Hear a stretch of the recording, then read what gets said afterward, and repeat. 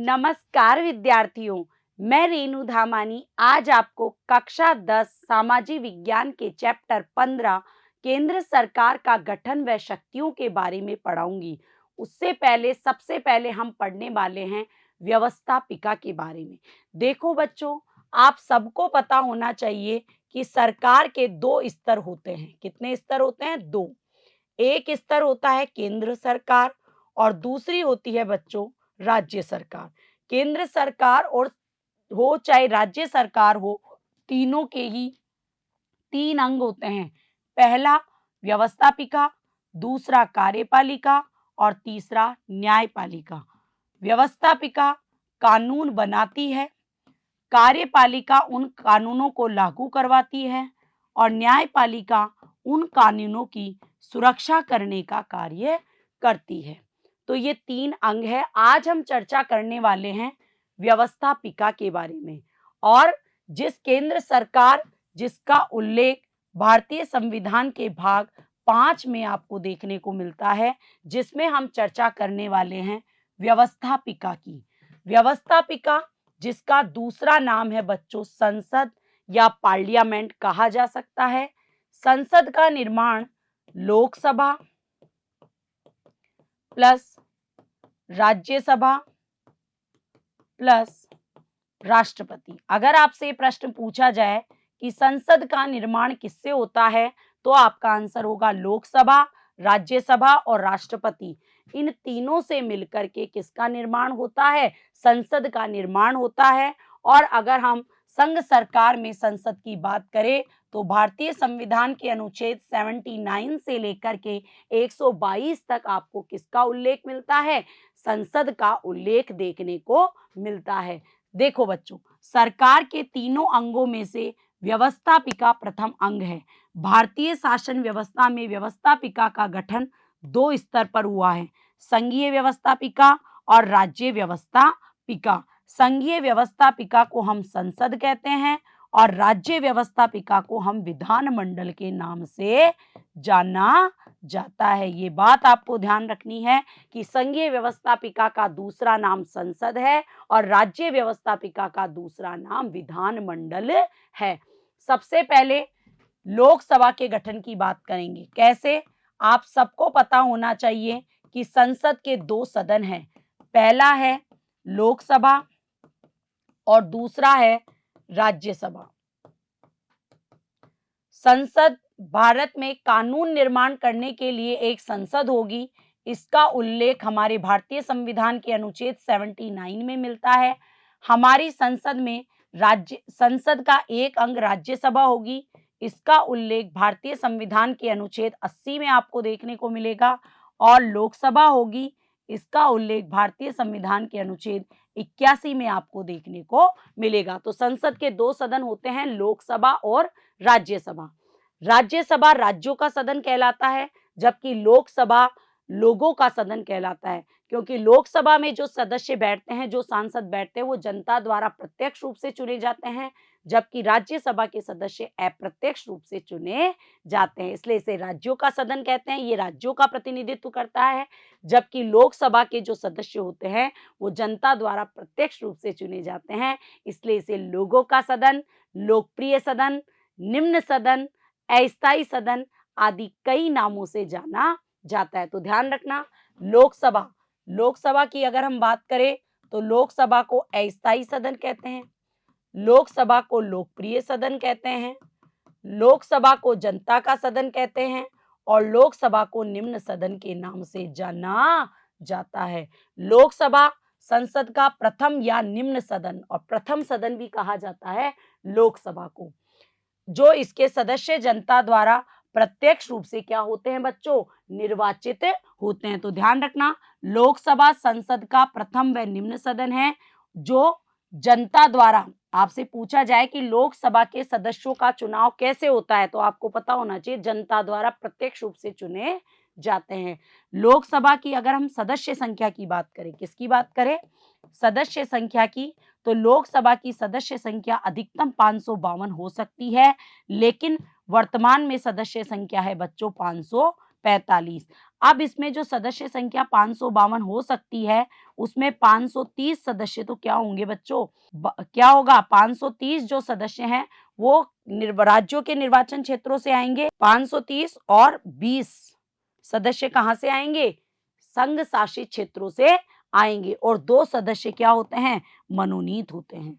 552 अधिकतम सदस्य संख्या हो सकती है, जिसमें 530 सदस्य राज्यों से चुने जाएंगे, 20 सदस्य संघ शासित क्षेत्रों से चुने जाएंगे, जबकि 2 सदस्य एंग्लो इंडियन समुदाय के होंगे, जिनको राष्ट्रपति के द्वारा मनोनीत किया जाएगा। लेकिन वर्तमान में बच्चों सदस्य संख्या केवल कितनी है, 545। तो लिखा हुआ है साफ कि लोकसभा की अधिकतम सदस्य संख्या 552 हो सकती है, जिनमें से 530 सदस्य राज्यों से निर्वाचित क्षेत्रों से तथा अधिकतम 20 सदस्य संघीय क्षेत्रों से निर्वाचित किए जा सकेंगे, और राष्ट्रपति आंग्ल भारतीय वर्ग के 2 सदस्यों का मनोनयन कर सकेंगे। तो 552 में आपको ध्यान रखना है कि 530 सदस्य कहाँ से आएंगे, राज्यों से चुने जाएंगे, 20 सदस्य संघ शासित क्षेत्रों से चुने जाएंगे, संघ शासित क्षेत्रों से चुने जाएंगे, और 2 सदस्य क्या होंगे,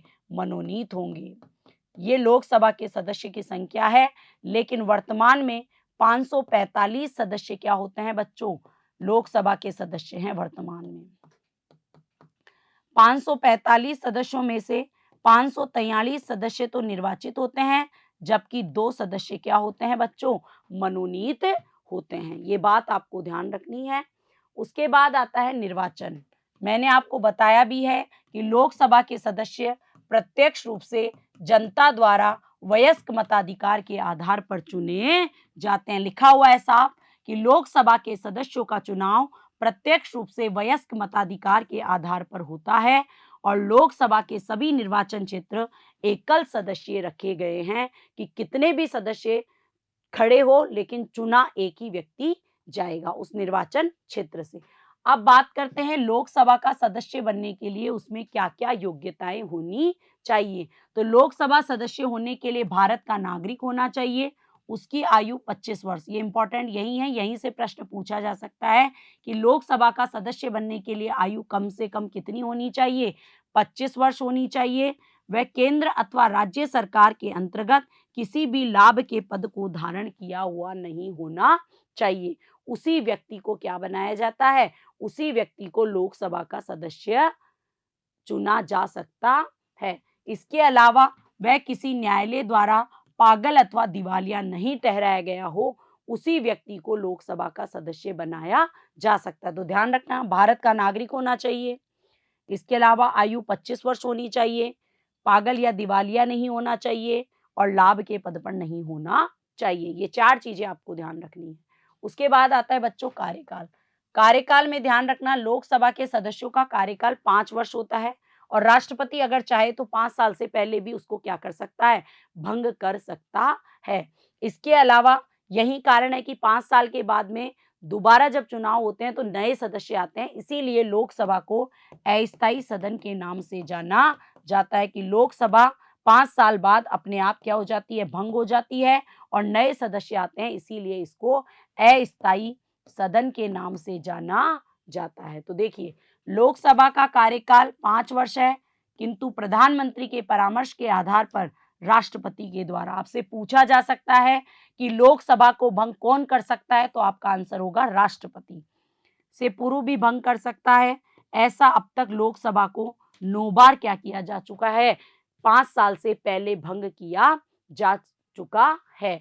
अब बात करते हैं लोकसभा के अधिवेशन की। तो ध्यान रखना, चाहे लोकसभा हो चाहे राज्यसभा हो, उसको अधिवेशन बुलाने का कार्य और उसको स्थगित करने का कार्य, इसके अलावा लोकसभा में अभिभाषण प्रस्तुत करने का कार्य, संदेश देने का कार्य, ये सारे कार्य कौन करता है, राष्ट्रपति जी के द्वारा किया जाता है। इसके अलावा राष्ट्रपति क्या कर सकता है, राष्ट्रपति लोकसभा की जो संयुक्त अधिवेशन है उसको भी, लोकसभा और राज्यसभा दोनों के संयुक्त अधिवेशन को बुलाने का कार्य भी करता है। तो ध्यान रखना, लोकसभा और राज्यसभा के अधिवेशन राष्ट्रपति जी के द्वारा ही बुलाए जाते हैं और उनके द्वारा ही स्थगित किए जाते हैं। लोकसभा की 2 बैठकों में 6 माह से ज़्यादा का अंतर नहीं होना चाहिए। ये बात भी आपको ध्यान रखनी होगी कि लोकसभा और राज्यसभा दोनों के अधिवेशन को बुलाने का और स्थगित करने का अधिकार राष्ट्रपति जी के पास है। अब आते हैं लोकसभा के अध्यक्ष और उपाध्यक्ष। लोकसभा अध्यक्ष होगा, इसका उल्लेख भारतीय संविधान के अनुच्छेद 93 में हमें देखने को मिलता है। लोकसभा संविधान का अनुच्छेद 93 कहता है कि लोकसभा के जो सदस्य हैं वो अपने सदस्यों में से एक अध्यक्ष और एक उपाध्यक्ष का क्या करेंगे, चुनाव करेंगे। देखो बच्चों, जब लोकसभा भंग हो जाती है उसके बाद भी जब नई लोकसभा का गठन होता है उससे पहले तक लोकसभा का जो अध्यक्ष होता है वो अपने पद पर बना रहता है। लोकसभा के अध्यक्ष का चुनाव लोकसभा के सदस्य अपने में से ही करते हैं, अध्यक्ष और उपाध्यक्ष का। अध्यक्ष और उसको उपाध्यक्ष को उसके पद से भी क्या किया जा सकता है, हटाया जा सकता है। तो ध्यान रखना, लोकसभा अध्यक्ष का उल्लेख भारतीय संविधान के अनुच्छेद 93 में हमें देखने को मिलता है। हटाने की प्रक्रिया यही है कि लोकसभा के तत्कालीन सदस्यों के बहुमत से इस आशय का प्रस्ताव पास हो जाए, परंतु इस प्रकार का कोई प्रस्ताव लोकसभा में तभी पेश हो सकेगा जब इस प्रकार के प्रस्ताव को पेश करने के लिए 14 दिन की पूर्व अनुमति या 14 दिन की सूचना दी गई हो।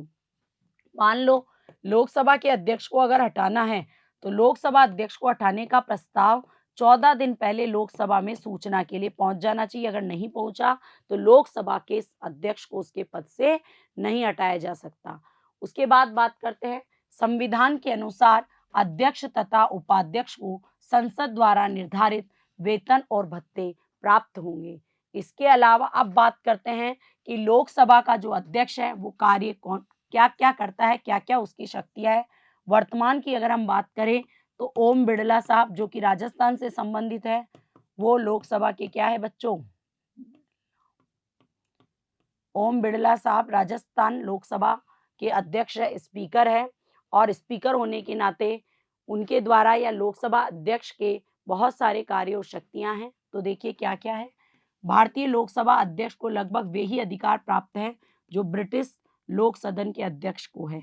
क्या क्या काम करता है, लोकसभा की बैठकों की अध्यक्षता करता है, उसके द्वारा सदन में शांति व्यवस्था और अनुशासन बनाए रखने का कार्य किया जाता है। तो यहाँ से 2 पॉइंट बन सकते हैं कि लोकसभा का अध्यक्ष एक तो अध्यक्षता करता है, क्या करता है, अध्यक्षता करता है। इसके अलावा सदन में शांति व व्यवस्था कायम रखता है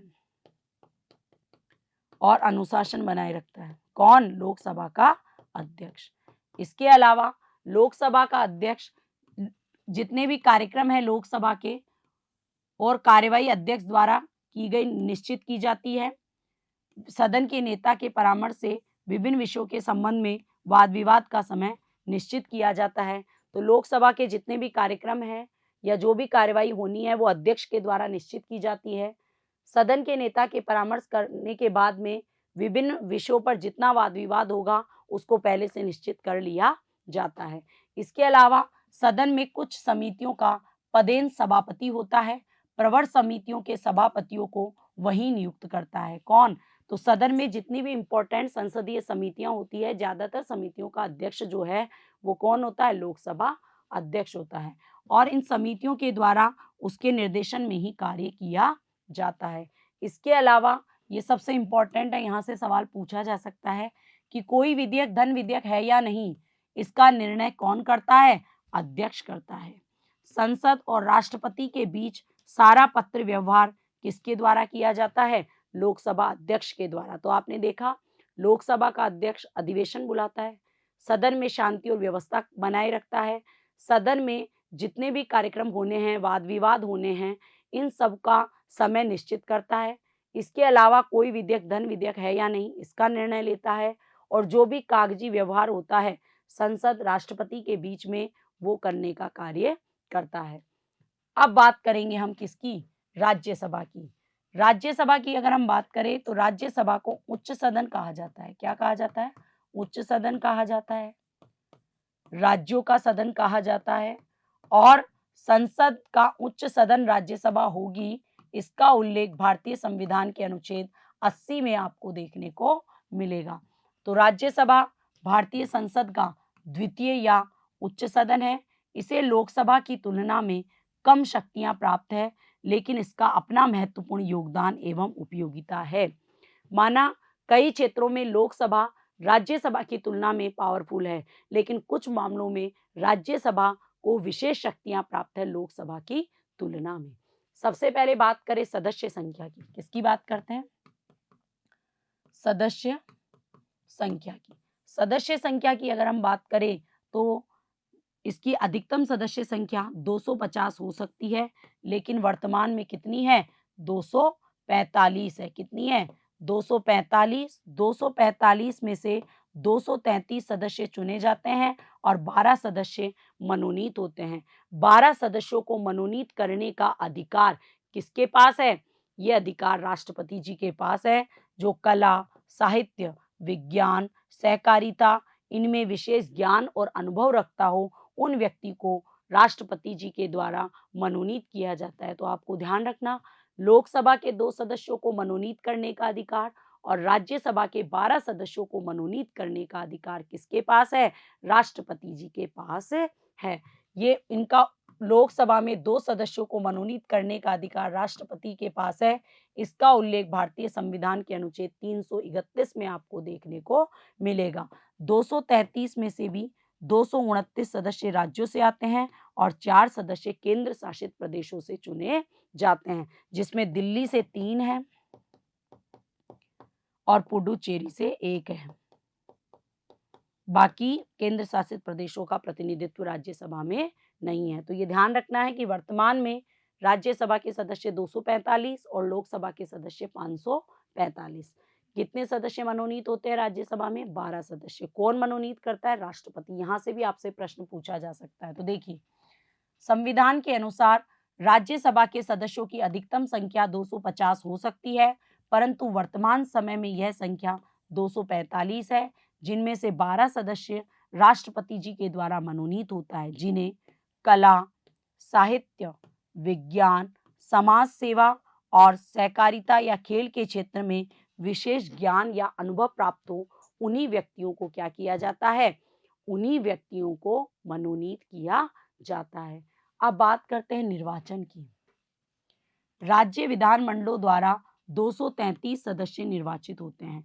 देखो बच्चों, राज्य सभा हो चाहे लोकसभा हो, हर राज्य से सदस्य जाते हैं। लोकसभा में राजस्थान से कितने सदस्य जाते हैं? 25। और राज्यसभा में कितने जाते हैं? 10 सदस्य चुन करके जाते हैं। तो राज्य विधानमंडल जितने भी हैं, उनके द्वारा 233 सदस्य क्या होते हैं? निर्वाचित होते हैं, तथा इन सदस्यों का चुनाव आनुपातिक प्रतिनिधित्व की एकल संक्रमणीय पद पद्धति के आधार पर होता है। अब आपके दिमाग में यह आना चाहिए कि एकल संक्रमणीय मत पद्धति क्या होता है। एकल संक्रमणीय मत पद्धति में आनुपातिक प्रतिनिधित्व प्रणाली के आधार पर इनका चुनाव किया जाता है। अब आता है कि संघ के विभिन्न राज्यों की विधानसभाओं के सदस्यों द्वारा नियुक्त किया जाता है। तो आपने देखा, राज्यसभा के सदस्यों को जनता द्वारा प्रत्यक्ष रूप से नहीं चुना जाता है। राज्य विधानसभाओं के सदस्य राज्यसभा के सदस्यों को चुन करके राज्यसभा में भेजते हैं। उसके बाद बात करते हैं योग्यताओं की। राज्यसभा के सदस्यों के लिए वे ही योग्यताएं हैं जो लोकसभा के सदस्यों के लिए है। क्या है? बस आयु अंतर है। आयु 30 वर्ष होनी चाहिए और लोकसभा का सदस्य बनने के लिए आयु 25 वर्ष होनी चाहिए। बस यही भेद है। बाकी वहीं भारत का नागरिक होना चाहिए, पागल या दिवालिया नहीं होना चाहिए और लाभ के पद पर नहीं होना चाहिए। ये समान योग्यता है, बस आयु में फर्क है। राज्यसभा के सदस्यों के लिए आयु 30 वर्ष या इससे अधिक होना आवश्यक है। उसके बाद आता है कार्यकाल की। देखो बच्चों, लोकसभा एक अस्थायी सदन है जिनके सदस्यों का कार्यकाल 5 साल का होता है। 5 साल के बाद में नए सदस्य चुन करके आते हैं, इसीलिए लोकसभा को अस्थायी सदन कहा जाता है। लेकिन राज्यसभा को हमने स्थायी सदन कहा जाता है, क्योंकि राज्यसभा कभी भी भंग नहीं होती है। राज्यसभा में 1/3 सदस्य प्रति 2 वर्ष के बाद में सेवानिवृत्त हो जाते हैं और नए सदस्य आते हैं, इसलिए राज्यसभा कभी भी भंग नहीं होती, इसीलिए राज्यसभा को स्थायी सदन कहा जाता है और लोकसभा को अस्थायी सदन कहा जाता है। तो देखिए, राज्यसभा एक स्थायी सदन है जो कभी भंग नहीं होता है। इसके सदस्यों का कार्यकाल 6 वर्ष है और राज्यसभा के 1/3 सदस्य प्रति 2 वर्ष के बाद सेवानिवृत्त हो जाते हैं। अब बात करते हैं सभापति तथा उपसभापति। आप सबको ध्यान रखना है कि राज्यसभा का जो सभापति होता है वो भारत का उपराष्ट्रपति होता है। जो भी भारत का उपराष्ट्रपति बनेगा वो राज्यसभा का सभापति बनेगा। अभी हमारे भारत के उपराष्ट्रपति है जगदीप धनखड़ साहब। तो जगदीप धनखड़ साहब भी क्या है, अभी राज्यसभा के सभापति के तौर पर कार्य कर रहे हैं। तो राज्यसभा के 2 प्रमुख पदाधिकारी होते हैं, सभापति और उपसभापति, और राज्यसभा का पदेन सभापति भारत का उपराष्ट्रपति होता है। ये बात आपको ध्यान रखनी होगी, लिखा हुआ है साफ कि राज्यसभा का उपराष्ट्रपति राज्यसभा का पदेन सभापति होता है और उसका कार्यकाल 5 वर्ष होता है। राज्यसभा अपने सदस्यों में से किसी एक को 6 वर्ष के लिए उपसभापति निर्वाचित करती है। तो ध्यान रखना, राज्यसभा के सभापति का कार्यकाल 5 वर्ष का होता है जबकि उपसभापति का कार्यकाल 6 वर्ष का होता है। जब राज्यसभा के सभापति जो कि भारत के उपराष्ट्रपति होते हैं, अगर वो राष्ट्रपति के कार्यों को करते हैं या कार्यवाहक राष्ट्रपति होते हैं तो उस समय राज्यसभा की बैठकों का सभापतित्व उपसभापति के द्वारा किया जाता है। अब बात करते हैं लोकसभा की शक्तियां और कार्य। देखो बच्चों, सबसे पहले बात करते हैं विधायी शक्ति। विधायी मतलब है कानून निर्माण। कानून निर्माण की अगर हम बात करें बच्चों, तो कानून निर्माण लोकसभा और राज्यसभा दोनों करती है। ठीक है, अगर दोनों के बीच में गतिरोध होता है तो क्या बुलाई जाती है, संयुक्त बैठक। संयुक्त बैठक का उल्लेख भारतीय संविधान के अनुच्छेद 110 में आपको देखने को मिलेगा। तो कानून निर्माण करने का कार्य लोकसभा और राज्यसभा दोनों करती है, लेकिन साधारण विधेयक की अगर हम बात करें तो साधारण विधेयक के मामले में लोकसभा को ज्यादा पावर दिए गए हैं। क्यों? क्योंकि लोकसभा के सदस्य जो प्रस्ताव भेजते हैं या जो विधेयक पारित करना चाहते हैं वही विधेयक ज्यादातर पारित होता है। तो संविधान के द्वारा साधारण विधेयक और संविधान संशोधन विधेयकों को लोकसभा या राज्यसभा दोनों में से किसी भी सदन में प्रस्तावित किया जा सकता है। ये ध्यान रखना, दोनों विधेयक, चाहे वो साधारण विधेयक हो चाहे संविधान संशोधन से संबंधित कोई विधेयक हो, वो लोकसभा में भी प्रस्तुत हो सकता है और राज्यसभा में भी प्रस्तुत किया जा सकता है। दोनों सदनों से पारित होने पर राष्ट्रपति के पास हस्ताक्षर करने के लिए भेजा जाएगा। और ध्यान रखना, दोनों सदनों ने जब विधेयक को पारित कर दिया तो विधेयक पर किसके साइन होने चाहिए, राष्ट्रपति जी जब तक विधेयक पर साइन नहीं करेंगे वह विधेयक कानून का रूप धारण नहीं करता है। तो लोकसभा संविधान संशोधन और साधारण विधेयक के मामलों पर कानून बनाने का कार्य करती है। दूसरा है वित्तीय शक्ति, इसमें ज्यादा पावरफुल है लोकसभा। धन विधेयक केवल लोकसभा में ही प्रस्तुत होते हैं और कोई विधेयक धन विधेयक है या नहीं ये देखता है लोकसभा अध्यक्ष, और धन विधेयक प्रस्तुत करवाने का कार्य करता है राष्ट्रपति। ये बात भी आपको ध्यान रखनी होगी। धन विधेयक लोकसभा में ही प्रस्तावित किए जा सकते हैं, राज्यसभा में नहीं। लोकसभा से पारित होने के बाद धन विधेयक राज्यसभा में भेजा जाता है और राज्यसभा प्राप्ति तिथि से 14 दिन के अंदर लोकसभा को लौटा देना होगा। अगर राज्यसभा ने धन विधेयक के मामले में 14 दिन का समय ले लिया तो 14 दिन के बाद लोकसभा ने जो विधेयक पारित किया था उसे पारित ही समझा जाएगा। तो धन विधेयक के मामले में लोकसभा राज्यसभा की तुलना में ज्यादा पावरफुल है। उसके बाद देखिए, राज्यसभा विधेयक में संशोधन के लिए सुझाव दे सकती है, लेकिन उन्हें स्वीकार करना या नहीं करना लोकसभा की इच्छा पर निर्भर करता है। तो ध्यान रखना, धन विधेयक में सिफारिश कर सकती है, सुझाव दे सकती है, लेकिन अगर लोकसभा को वह मंजूर नहीं है तो वह उसी रूप में पारित माना जाएगा जिस रूप में लोकसभा ने प्रस्तुत किया था। उसके बाद आता है कार्यपालिका पर नियंत्रण की शक्ति। देखो बच्चों, कार्यपालिका की अगर हम बात करते हैं तो कार्यपालिका लोकसभा के प्रति उत्तरदायी होती है, राज्यसभा के प्रति उत्तरदायी नहीं होती है। मंत्री परिषद के सदस्य सामूहिक और व्यक्तिगत तब तक अपने पद पर बने रहते हैं जब तक कि लोकसभा में बहुमत प्राप्त होता है उनको। तो आप समझ गए होंगे कि कार्यपालिका पर ज्यादा नियंत्रण लोकसभा रखती है और उनको तानाशाही बनने से रोकती है। संविधान के अनुसार संघीय कार्यपालिका लोकसभा के प्रति उत्तरदायी होती है। मंत्रिमंडल केवल उसी समय तक अपने पद पर रहता है जब तक कि उसे लोकसभा का विश्वास प्राप्त होता है। तब तक अपने पद पर बना रहेगा जब तक उसको लोकसभा में बहुमत प्राप्त है। तो आप समझ गए होंगे कि कार्यपालिका पर नियंत्रण राज्यसभा की तुलना में लोकसभा का रहता है। अब बात करते हैं संविधान संशोधन। ध्यान रखना बच्चों, संसद की संविधान संशोधन शक्ति का उल्लेख भारतीय संविधान के अनुच्छेद 368 में आपको देखने को मिलेगा और संविधान में संशोधन जो करता है उसमें दोनों सदनों को समान अधिकार प्राप्त है। ध्यान रखना इस बात का कि संविधान के अनुच्छेद 368 के अनुसार संविधान के अधिकांश भाग में संशोधन का कार्य संसद द्वारा किया जाता है। लोकसभा को राज्यसभा के साथ मिलकर संविधान में संशोधन परिवर्तन करने का क्या है?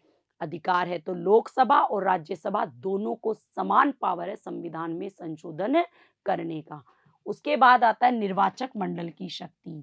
आप सब जानते हो हमारे भारतीय संविधान के अनुच्छेद 54 में राष्ट्रपति का चुनाव करने के लिए एक निर्वाचक मंडल होता है और इस निर्वाचक मंडल में लोकसभा के सदस्य भी शामिल होते हैं। तो ध्यान रखना, लोकसभा निर्वाचक मंडल के रूप में भी कार्य करती है।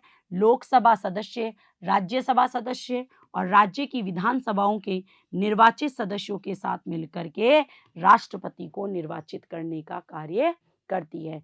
तो कानून भी बनाती है, संविधान में संशोधन भी करती है, धन विधेयक प्रस्तुत करती है और लोकसभा राज्यसभा के साथ मिलकर के संविधान में संशोधन करने का अधिकार भी रखती है। उसके बाद बात करते हैं राज्यसभा की शक्तियां एवं कार्य। आपने देखा साधारण विधेयक के मामले में भी लोकसभा ज्यादा पावरफुल है, धन विधेयक के मामले में भी लोकसभा ज्यादा पावरफुल है, कार्यपालिका पर नियंत्रण भी लोकसभा ज्यादा रखती है राज्यसभा की तुलना में। लेकिन फिर भी राज्यसभा की भी अपनी ही शक्तियां हैं। वो कैसे? देखिए, राज्यसभा की शक्तियां लोकसभा के समान ही है, जो इस प्रकार है।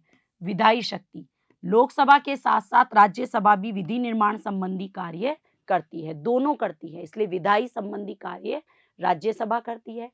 इसके अलावा संविधान के द्वारा साधारण विधेयक के संबंध में लोकसभा और राज्यसभा दोनों को समान शक्तियां प्राप्त है कि लोकसभा ने अगर कोई विधेयक पारित कर दिया, राज्यसभा में जाता है तो राज्यसभा उसे पुनः लोकसभा में भेज सकती है। तो दोनों को समान अधिकार है साधारण विधेयक के मामले में। ठीक है। उसके बाद आता है संविधान संशोधन की शक्ति। तो संविधान संशोधन में राज्यसभा को लोकसभा के समान ही शक्ति प्राप्त है। संविधान संशोधन प्रस्ताव पर संसद के दोनों सदनों में असहमति होने पर संशोधन का प्रस्ताव क्या हो जाएगा? गिर जाएगा। संविधान में संशोधन तब तक नहीं हो सकता जब तक कि संसद के दोनों सदन अलग अलग 2/3 बहुमत से उस विधेयक को पारित नहीं कर दे, तब तक संविधान में संशोधन नहीं होता है। उसके बाद आती है वित्तीय शक्तियां। राज्यसभा को कुछ वित्तीय शक्तियां प्राप्त है। यद्यपि संविधान द्वारा राज्यसभा को लोकसभा की तुलना में वित्त संबंधी शक्ति में निर्भर शक्ति प्रदान की गई है। क्यों? क्योंकि धन विधेयक लोकसभा में ही प्रस्तुत किया जा सकता है। धन विधेयक के मामले में राज्यसभा केवल 14 दिन का विलंब कर सकती है। इसके अलावा संविधान के अनुसार धन विधेयक को लोकसभा में ही प्रस्तावित किया जाए, लोकसभा में स्वीकृति के पश्चात राज्यसभा में भेजे जाएं, जिनको प्राप्ति तिथि से 14 दिन के अंदर विचार किया जा सकेगा। राज्यसभा धन विधेयक के संबंध में अपने सुझाव लोकसभा को दे सकती है, लेकिन लोकसभा उसे स्वीकार भी कर सकती है और अस्वीकार भी कर सकती है। फिर है कार्यपालिका संबंधी शक्ति। देखो बच्चों, संसदात्मक शासन व्यवस्था है हमारे भारत में। संसदात्मक शासन व्यवस्था में एक वास्तविक प्रधान होता है और एक नाममात्र का प्रधान होता है। जो वास्तविक प्रधान होता है और उसकी जो मंत्री परिषद होती है वो सामूहिक और व्यक्तिगत रूप से लोकसभा में से चुनी जाती है, इसलिए लोकसभा के प्रति उत्तरदायी ज्यादा होती है राज्यसभा की तुलना में। लोक संसदात्मक शासन व्यवस्था में मंत्री परिषद संसद के प्रति उत्तरदायी होती है। भारत में भी मंत्री परिषद लोकसभा के प्रति सामूहिक रूप से क्या होते हैं, उत्तरदायी होते हैं। राज्यसभा के सदस्य मंत्रियों से प्रश्न पूछकर पूरक प्रश्न पूछ सकते हैं और उनकी आलोचना भी कर सकते हैं, परंतु इन्हें अविश्वास प्रस्ताव द्वारा मंत्रियों को हटाने का अधिकार नहीं है। अविश्वास प्रस्ताव केवल लोकसभा में ही प्रस्तुत किया जा सकता है। इसीलिए मंत्री परिषद और उसके प्रधानमंत्री सामूहिक रूप से लोकसभा के प्रति ज्यादा उत्तरदायी होते हैं। हालांकि राज्यसभा के सदस्य उनसे प्रश्न पूछ सकते हैं, ध्यानाकर्षण प्रस्ताव, निंदा प्रस्ताव आदि के द्वारा उन पर नियंत्रण बनाए रख सकते हैं, लेकिन अविश्वास प्रस्ताव के द्वारा उनको हटाने का अधिकार केवल और केवल लोकसभा के पास ही है। तो आपने दोनों की शक्तियों के माध्यम से दोनों की शक्तियों में जो भेद थे उनके बारे में भी समझने की कोशिश कर पाओगे। वित्तीय विविध शक्तियों में देखिए, राज्यसभा को कुछ अन्य शक्तियां भी प्राप्त है जिन्हें लोकसभा के साथ मिलकर प्रयोग करता है। पहला, राज्यसभा के निर्वाचित सदस्य राष्ट्रपति के चुनाव में भाग लेते हैं, ये बात पढ़ चुके हैं। राज्यसभा के निर्वाचित सदस्य उपराष्ट्रपति के चुनाव में भी भाग लेते हैं। तो ध्यान रखना, राष्ट्रपति और उपराष्ट्रपति दोनों के चुनाव में भाग राज्यसभा के सदस्य भी लेते हैं और लोकसभा के सदस्य भी लेते हैं। इसके अलावा राज्यसभा लोकसभा के साथ मिलकर राष्ट्रपति, सर्वोच्च न्यायालय के न्यायाधीश आदि पर महाभियोग लगा सकती है। राज्यसभा लोकसभा के साथ मिलकर बहुमत का प्रस्ताव पारित कर उपराष्ट्रपति को पद से हटाने का प्रस्ताव राज्यसभा में ही पारित होकर लोकसभा के पास जाता है। ये विशेष अधिकार है राज्यसभा के पास। देखो बच्चों, पदच्युत करने की प्रक्रिया जिसे हम महाभियोग कहते हैं, उस महाभियोग के द्वारा हटाने का अधिकार राज्यसभा और लोकसभा के पास है, लेकिन उपराष्ट्रपति को अगर हटाना है तो उसका प्रस्ताव पहले कहाँ प्रस्तुत किया जाएगा, राज्यसभा में, और राज्यसभा में पास होने के बाद वह प्रस्ताव कहाँ जाएगा, लोकसभा में। तो यहाँ पर राज्यसभा को अलग शक्ति प्राप्त है। उसके बाद यदि आपातकाल हो तो उस समय लोकसभा एवं राज्यसभा दोनों के द्वारा पृथक पृथक विशेष बहुमत से पास होना जरूरी है। तो ध्यान देना, आपातकाल हो, चाहे संविधान में क्या हो, संशोधन हो, चाहे साधारण विधेयक हो, चाहे महाभियोग हो, इन सब मामलों में लोकसभा और राज्यसभा दोनों को समान अधिकार प्राप्त है। राज्यसभा उपस्थित सदस्यों के 2/3 बहुमत से राज्य सूची, ये सबसे इंपॉर्टेंट है, ध्यान रखना, ये विशेष अधिकार है राज्यसभा का, क्या कि राज्य सूची के किसी विषय को राष्ट्रीय महत्व का घोषित करने का अधिकार केवल और केवल राज्यसभा के पास है, लोकसभा के पास नहीं है। तो ये विशेष अधिकार है राज्यसभा के पास कि राज्यसभा राज्य सूची के विषयों को राष्ट्रीय महत्व का घोषित कर सकती है। राज्य सूची के विषयों पर कानून बनाने का अधिकार फिर किसको मिल जाएगा, जब राज्य सूची के विषय को राष्ट्रीय महत्व का घोषित कर दिया जाएगा तो उस स्थिति में उस विषय पर कानून बनाने का अधिकार संसद के पास आ जाता है। राज्यसभा अपने 2/3 बहुमत से प्रस्ताव पास कर नई अखिल भारतीय सेवाएं स्थापित करने का अधिकार केंद्र सरकार को दे सकती है। तो अखिल भारतीय सेवाओं का सृजन करने का अधिकार भी राज्यसभा के पास है, केवल और केवल, ध्यान रखना, अखिल भारतीय सेवाओं का गठन करना, इसके अलावा राज्य सूची के किसी विषय को राष्ट्रीय महत्व का घोषित करना, ये अधिकार केवल और केवल राज्यसभा के पास है। ये बात आपको ध्यान रखनी होगी और ये प्रश्न आपसे आ भी सकता है। इसके बाद आता है संसद के कार्य एवं शक्तियां, दोनों के कार्यों और शक्तियों को मर्ज कर दो।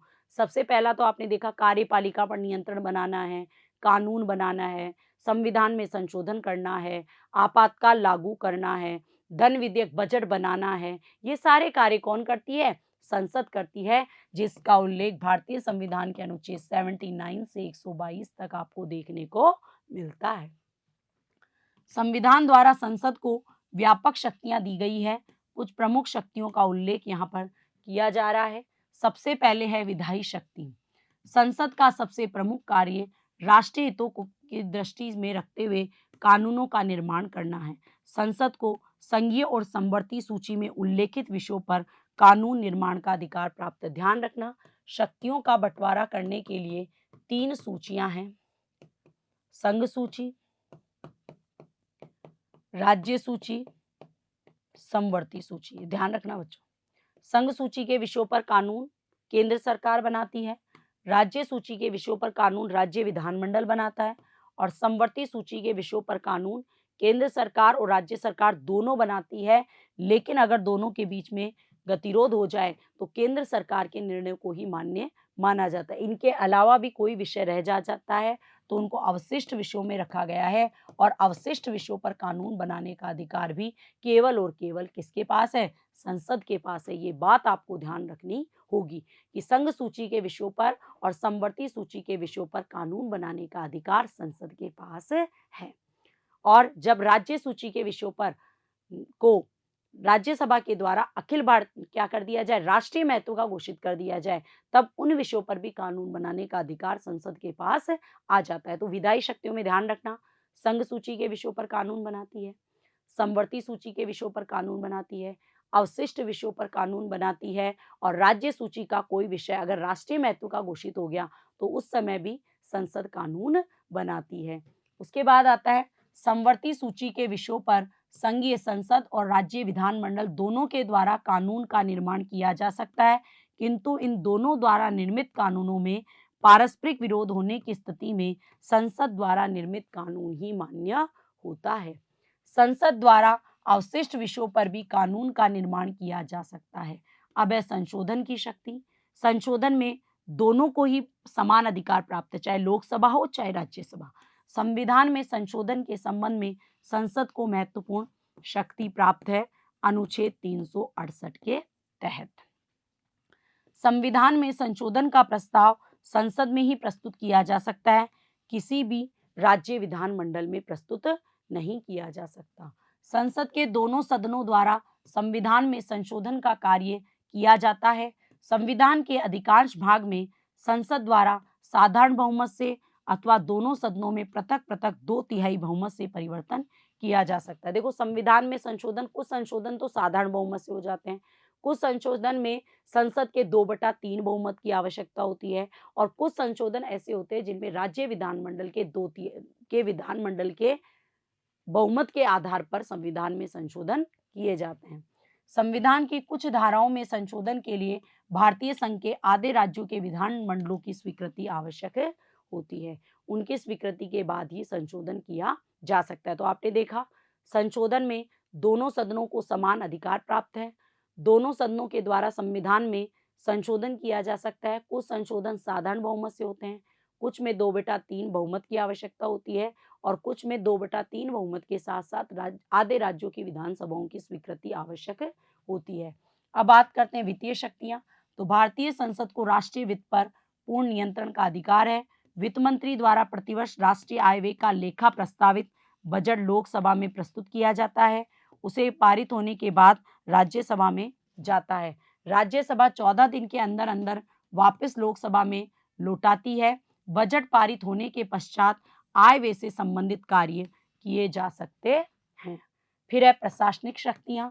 तो भारतीय संविधान द्वारा संसदात्मक शासन व्यवस्था की स्थापना की गई है और संविधान के अनुसार संघीय कार्यपालिका अर्थात मंत्रिमंडल संसद के प्रति उत्तरदायी होती है। ये बात हम पढ़ चुके हैं।